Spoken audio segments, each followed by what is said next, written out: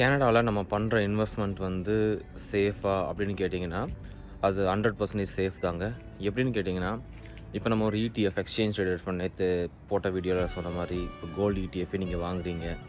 ஒரு புரோக்கர்கிட்ட போய் நம்ம எனக்கு இவ்வளோ 10 குவான்டிட்டிஸ் ஆஃப் கோல்டு ETF கொடுங்க அப்படின்னு சொல்லி நீங்கள் வாங்கி உங்கள் அக்கௌண்ட்டில் வச்சுருக்கீங்க. நாளைக்கு அந்த புரோக்கர் வந்து பேங்க்ரப்சி ஃபைல் பண்ணிட்டு போயிட்டானோ, இல்லை வந்து அப்ஸ்கான் ஆகிட்டானோ, உங்கள் இன்வெஸ்ட்மெண்ட் வந்து எப்படி சேஃபாக இருக்குன்னு கேட்டிங்கன்னா, இங்கே தான் வந்து Canadian investor protection fund CIPC note பண்ணி வச்சுக்கோங்க.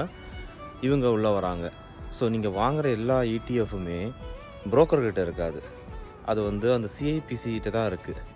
அது மட்டும் இல்லாமல் அவங்க உங்களோட இன்வெஸ்ட்மெண்ட்டுக்கு அப் டு 1 மில்லியன் வரைக்குமே ப்ரொடெக்ஷன் கொடுக்குறாங்க. ஸோ ஒரு புரோக்கர் அக்கௌண்ட் ஒரு பர்சனுக்கு 1 மில்லியன் ப்ரொடெக்ஷன் இருக்குது. ஸோ நான் ஏதாச்சும் ஒரு இஷ்யூனா நீங்கள் அவங்கக்கிட்ட கிளைம் பண்ணால் அவங்கள வந்து உங்களுக்கு பேபேக் பண்ணிடுவாங்க. இந்த மாதிரி இன்சிடென்ட் நடந்திருக்கு ஹிஸ்ட்ரியில்.